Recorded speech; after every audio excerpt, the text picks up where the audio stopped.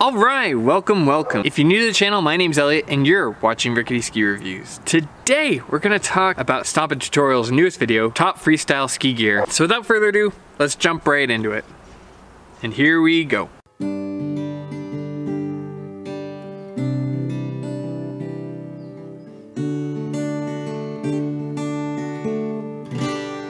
Welcome to Stompit Basement Reviews. In this video I'm going to talk about my favorite freestyle equipment. As a disclaimer, Stompit, we do receive money every year from Atomic to make our tutorials. However, this video I'm doing because you guys keep asking in the comment section about my ski gear. So I'm going to express my opinions about it. I know this is a ski review, but the main thing that funds these videos are our camps, so consider joining one of our ski technique, freeride or freestyle camps for adults and take your skiing to the next level. Hope to see you at one of them. Ciao. First ski out is the Bent 90. I like how right off the bat they're disclosing that they're sponsored by Atomic. Not everybody does that. I don't think that completely washes away what he's saying, so, you know, take it with a grain of salt, but I really love seeing ski brands disclose it. Like half of Instagram never discloses that stuff, and I love to see it here. So that's the first like big thumbs up for me for Jens. He did previously reply to one of my videos reacting to him, and he was just saying how he dreaded it, how he thought I was gonna make fun of him, and then he went on to say, oh, he found it really good and that he enjoyed it and he thought it was nuanced. I think he gives good advice. I like the way he explains things. I think it's very big picture.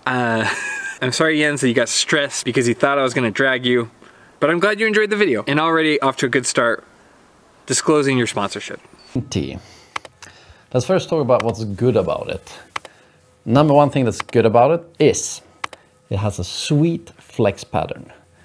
Me, I'm a pretty strong skier, 177 tall, 74 kilos. The flex pattern is springy. I like it. It doesn't have like a hinge point in the front or anything like that. It's just like nice and progressive. For me, progressive means it's like stiff and slowly gets softer, which makes it a good ski to ski with, to make turns. I think that's one thing the Bent series does really well, similar to Black Crow. What he's talking about is a gradual flex where you can initiate with the tips being a little bit softer, but then it still gives you stability underfoot. The car wind up. Oh! Wee-ah! Another one.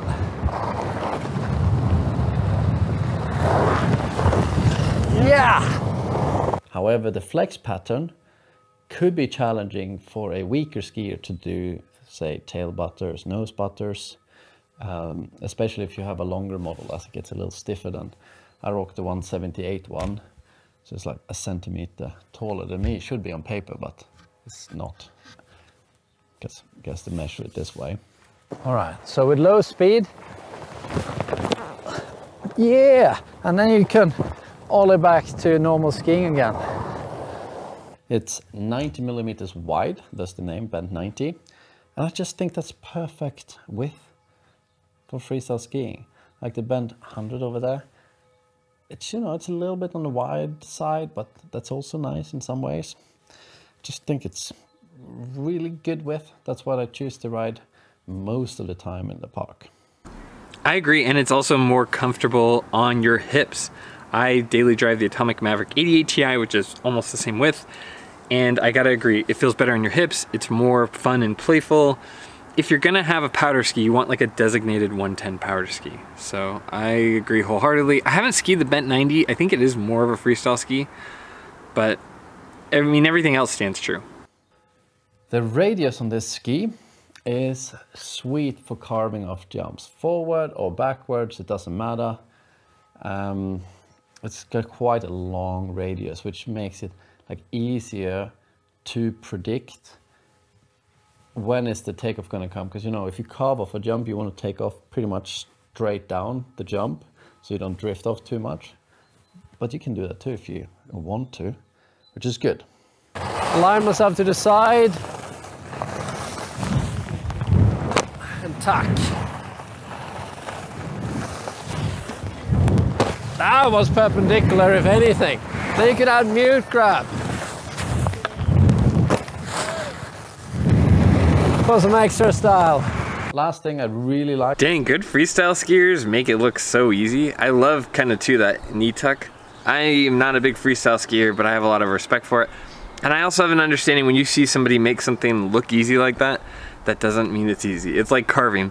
The easier it looks, probably the more skilled they are. What I like about it is that it's light. It's roughly 1600 grams, making it easier to turn in the air. Like if you want to spin real fast, you feel the difference, which I like a lot, how they managed to make it this stiff and at this low weight. It's pretty sweet, actually. I mean, a lot of that comes from the ski not having Titanal in it, from just using that wood core. What I like that Atomic is moving towards is just using the wood to create stiffness rather than a bunch of different composite materials, rather than a bunch of bulk. The trade-off can be that in bad snow or mashed potato snow, they can get a little bit more hung up. So, you know, take that for what it's worth. But in my experience with the Atomic bends, it's the same thing. I like how they're moving towards that wood and just using wood in the right spots to make it firm while also keeping a lot of weight out of it. You can go the opposite way where a ski feels too light, like the Atomic backlands.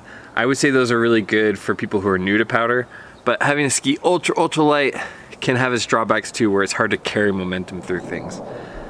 But he's absolutely right. And you know, that's something I like about Atomic, but it's something Black Crows does fundamentally as well. And it's one of the reasons I really like most of the Black Crow skis I've skied on.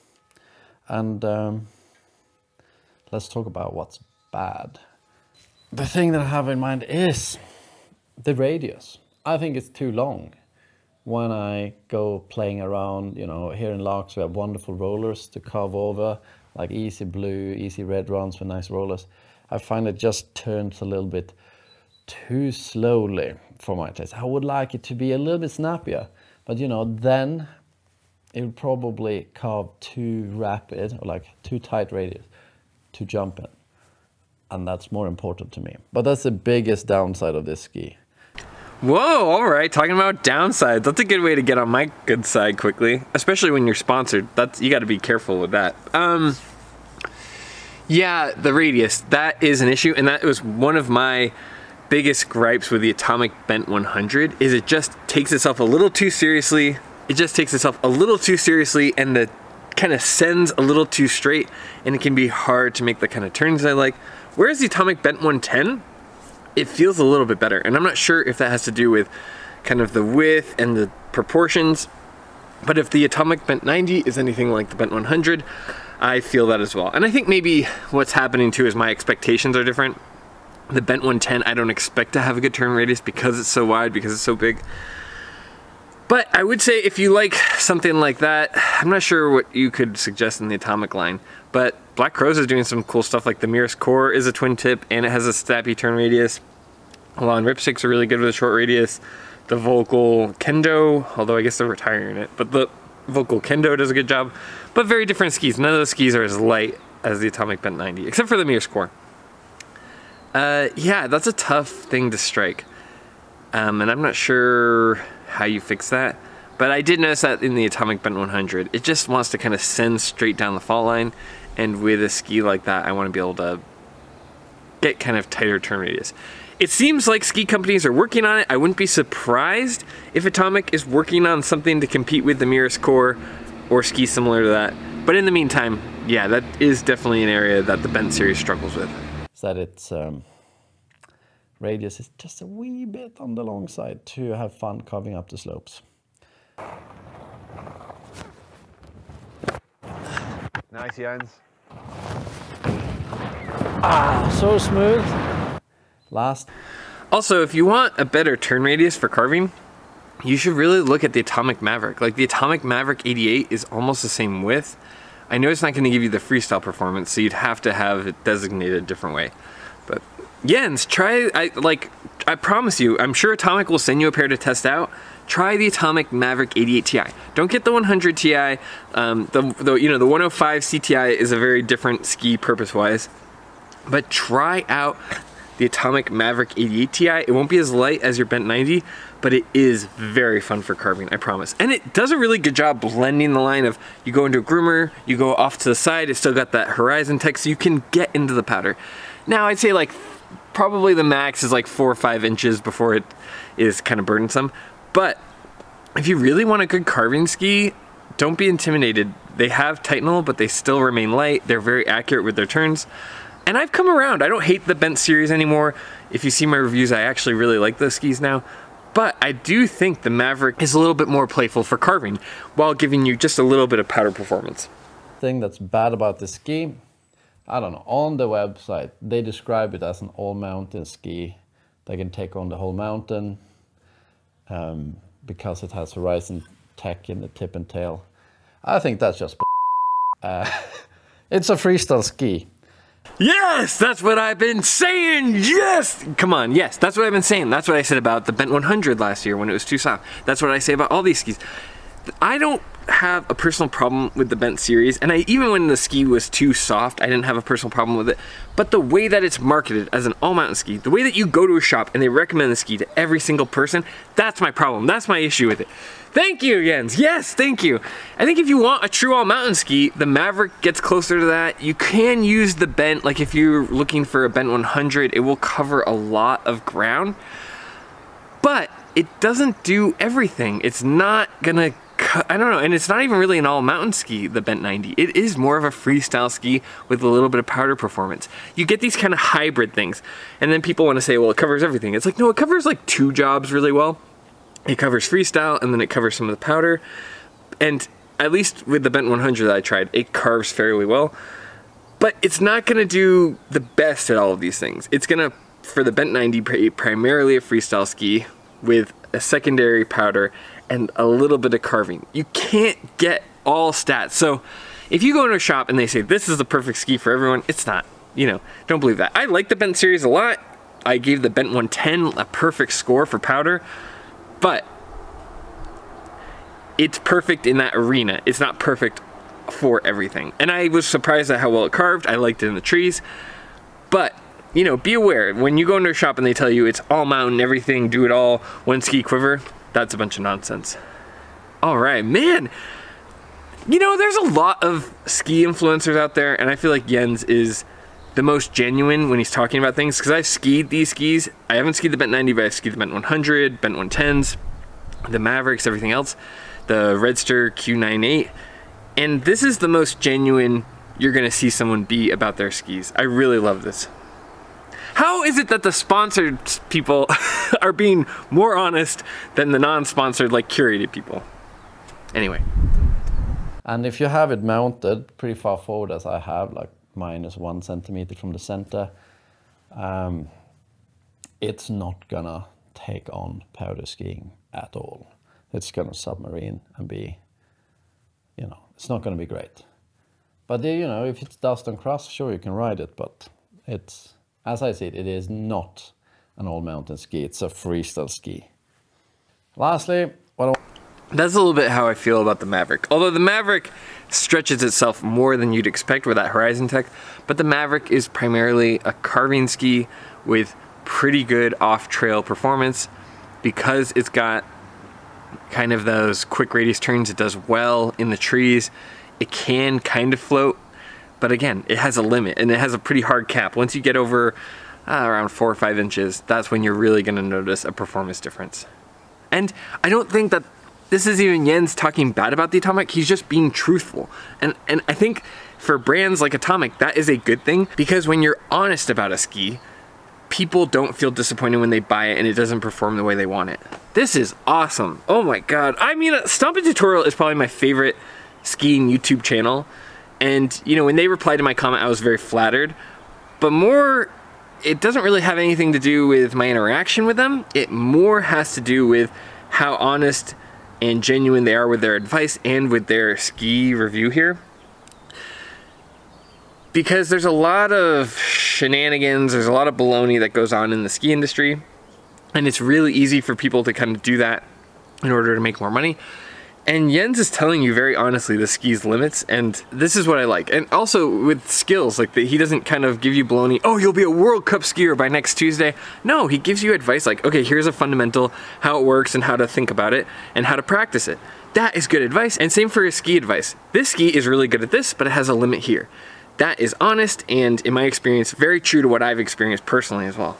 And it's nice because I say this stuff and I get called out, or I'm the bad guy, I'm calling people out. No. It's nice to finally be on the other end of it. Like, yes, this confirms what I'm saying, where skis can be really good at a handful of things, but they're not going to be perfect at everything. What I want to talk about is who this ski is good for. I do think this ski can be handled by a really broad amount of skiers, from beginner park skiers to pretty advanced skiers like myself. The best skiers in the world rip it, but maybe for them it's a bit too soft to land like nose heavy on a triple cork. Maybe they'd like to have something even stiffer. But for a beginner, the lightness is going to help you spin. The stiffness is going to be a little bit challenging for like a beginning intermediate skier looking to learn his first, say, nose putter threes, just because with the stiffness you can turn well, but it will be more challenging to butter. The shortcut around it. Okay, this skiing is so good. One, he's in good position for his carving there, like good upper body position, his hips are in the right place, good downhill pressure. But look how smooth he is on the terrain, and look how he's lining up the terrain. He used that little roller down to gain his momentum to do the next turn and do that next trick. This is very, very effortless looking skiing, but in my experience, really, you have to be a pro to ski like this. You have to be a master of your craft to have that kind of understanding of terrain and edge pressure and, going backwards. I can kind of go backwards, so I understand. It's basically taking some of your mechanisms and reversing it. So when you see someone skiing that smoothly, they have to really understand, first off, how to ski that smoothly forward, and then how to reverse some of those mechanics in your boot. And while I'm not a freestyle skier, I have a lot of respect for smooth skiing like this in general. Is that you get slightly shorter ski compared to your length to make it easier to butter. So for example, if I went down one length in these ones, it gets significantly easier for me to butter them, but at the cost of it won't ski as well for me, especially not in like cruddy front country, which I try not to use the ski for anyway. So that's the Bent 90 for you. Next product we got. All right, we'll come back to his boots because I want to talk about the boots next, but this was really a good start. And what he's saying about the Bent 90 honestly mirrors a lot of how I feel about the Atomic Maverick 88 Ti. As you know, I personally run my Atomic Maverick 88 Ti in a 176. I'm 6'1", so I'm like 180 something centimeters. But I like a little bit shorter ski because I want responsive turns. I'm taking it primarily on groomers, and it's similar to what he's saying about the Bent 90. Yes, I could have my Atomic Maverick 88 in a longer length and it could kind of cruise better, but that's what I use my QST 106s for. And honestly, I like the short turn radius. I like pressuring into that GS almost slalom turn area. So just pick what you want out of the ski. Like if I wanted more stability, I probably wouldn't be on a Maverick. I'd be on like a big crud cutter like an Enforcer or a Volcal M6 Mantra, etc. So what I'm looking for is a playful light carving ski that can go into the woods a little bit. And for me, that 176 length is perfect. So this is a long video. I'm gonna react to more of it, but so far, Jens, I gotta say, this was A+ awesome. I love that you managed somehow to be sponsored by skis, disclose it honestly, and speak more honestly about the ski than most other even ski reviewers do. Not the big ones, like I think Ski Essentials is very honest, but I'm saying like Curated and some of those ones, they dance around the shortcomings of a ski a lot more. And even, Ski Essentials, they don't tend to talk super negatively about skis. And Jens was extremely honest, extremely forthright. And I don't think it's an indictment of the skis that they have downsides. Every ski has downsides. And if you ignore that, then consumers end up with stuff that they think is gonna be perfect and they end up frustrated. So I've always taken that approach of tell people about the bad parts of a ski, or you don't even have to say bad, just their shortcomings, because no ski is perfect. But then it'll allow people to know what the ski is focused on and what it's really good at and what jobs the tool is for. So anyway, I could rant about that for hours and hours and hours, and maybe if you totaled how much I've talked about on YouTube, it would be hours and hours. But Jens, I give you 2 thumbs up. This was excellent. a very, very well thought out video. Good skiing overall. I'm really impressed. I will come back to talk about the boots because there's a lot I want to talk about, but this video has gone on long enough. So anyway, if you like this kind of content, please consider liking and subscribing. That's a free way to support the channel. You can also become a member, which has a bunch of perks with one-on-one ski recommendations, ski coaching for the top tier, things like that. But as always, more than anything, thank you for just being here. Thank you for watching. I really appreciate it. I appreciate you being here. It's what allows me to demo these skis and give you my honest opinions. I will also link Jens's skis down below if you're interested in buying these. I have not skied the Bent 90, so I can't give you my honest opinion, but I've skied the Bent 100 and the Bent 110, so I will list those down below because those are beautiful skis. If you want to see my review of them, I will link that down below as well. But as always, just thank you for being here. Thanks for being with me. And as always, I'll see you in the next one. See ya. 'Cause we gonna be together.